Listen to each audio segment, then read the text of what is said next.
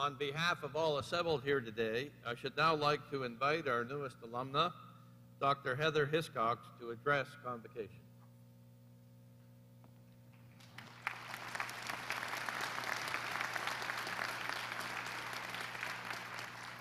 Mr. Chancellor, President Chakma, distinguished faculty members and platform party, invited guests, and above all, the graduating class of 2011, good morning.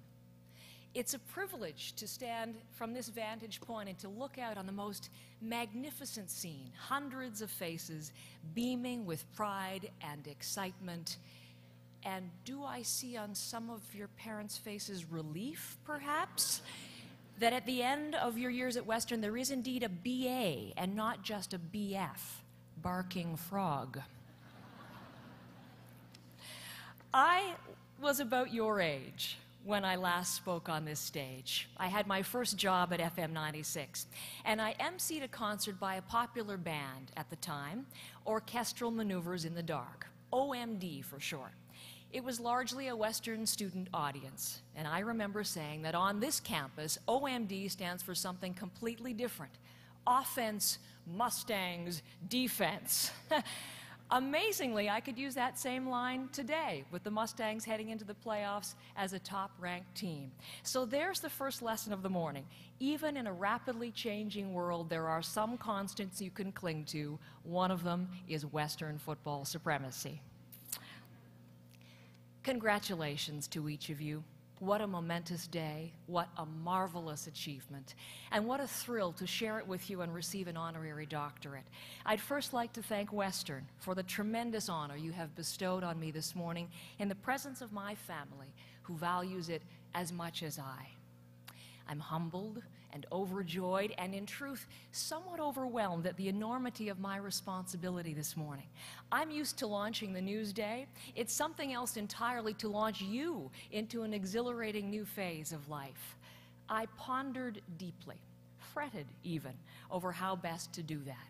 What words should I employ? What wisdom should I impart? Suddenly it struck me. I need look no further for inspiration than to the other end of my microphone.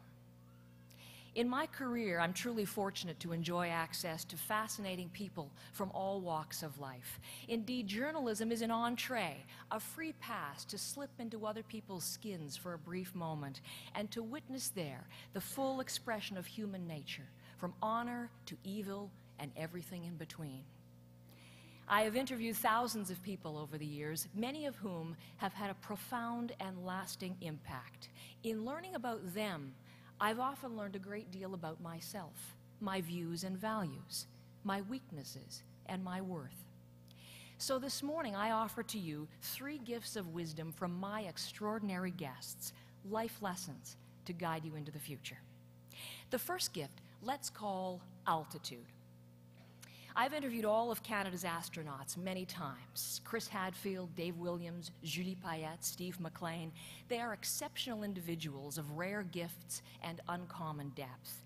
They have lived the words of the motto my Latin teacher mother stressed in our home, per ardua ad astra, through adversity we reach the stars.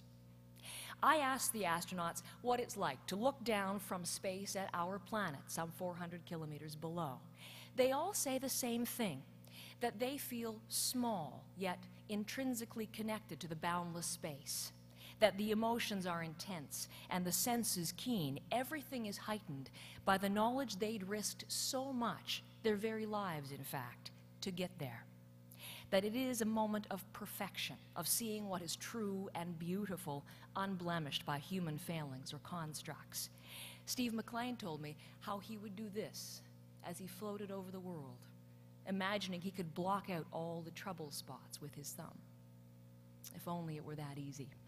Past generations have not been good stewards of your earth, nor trustees of your inheritance. The problems in the world are far too complex to be erased with a thumbnail. You may feel small in the face of them, but like the astronauts, you are connected like never before to each other and to the vast whole.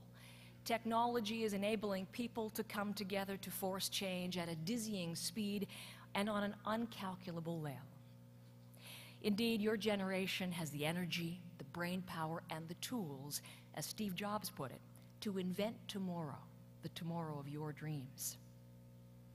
The astronaut sees a world where there are no borders or boundaries imposed by others.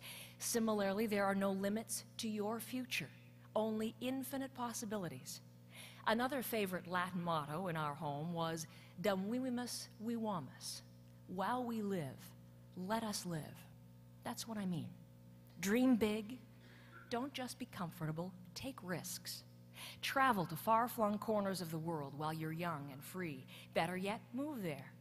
International experience is not only personal and enriching, it is often professionally essential in today's labor market.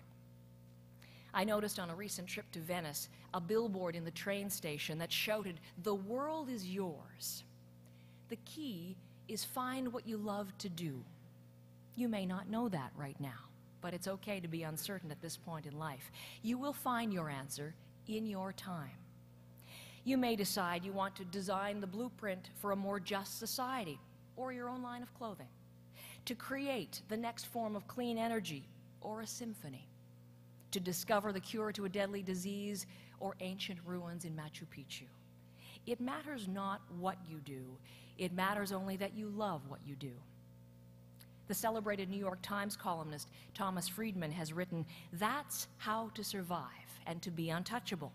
In a world where more and more work once done by humans is being automated and outsourced, the jobs that remain are those that, in Friedman's words, demand or encourage some uniquely human creative flair, passion, and imagination.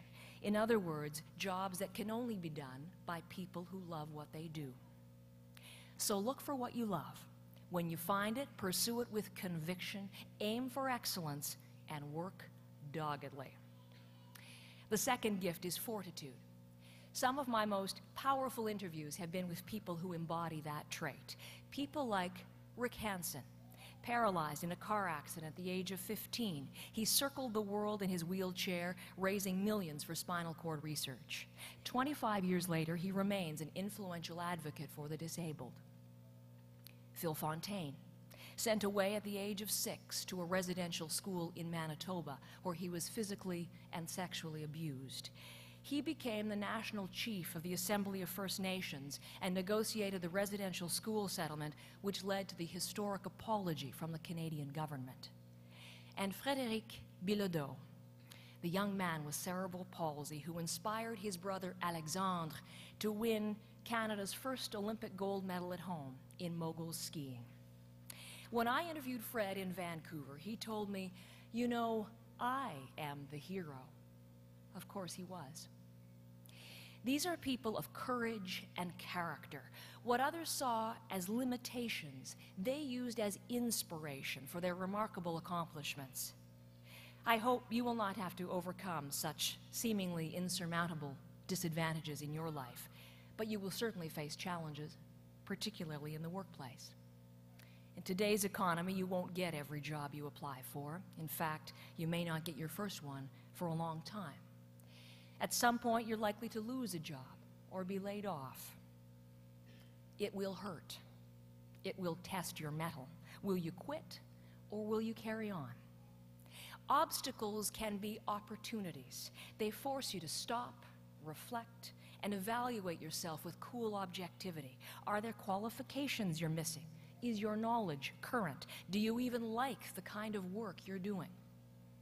You might need to take extra training to build on your degree or sharpen your skills. So do an internship, unpaid even, work part-time, but always in pursuit of your passion, always in the direction of your ultimate goal. The French sculptor Auguste Rodin once said, "Nothing is a waste of time if you use the experience wisely."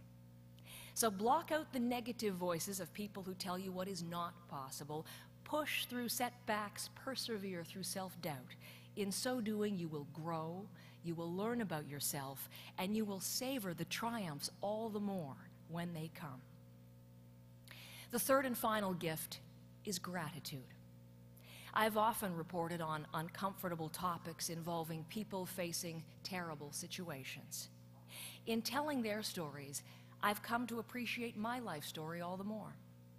There's not a day that goes by that I don't think of people like the drug-addled addicts and prostitutes I interviewed in Vancouver's downtown east side, or the little boy in Montreal whose mother could not find work and who told me the one thing he wanted for Christmas was an apple, or the blogger in Iran who couldn't reveal his true name because he feared being arrested or worse if authorities learned he was taking part in anti-government protests.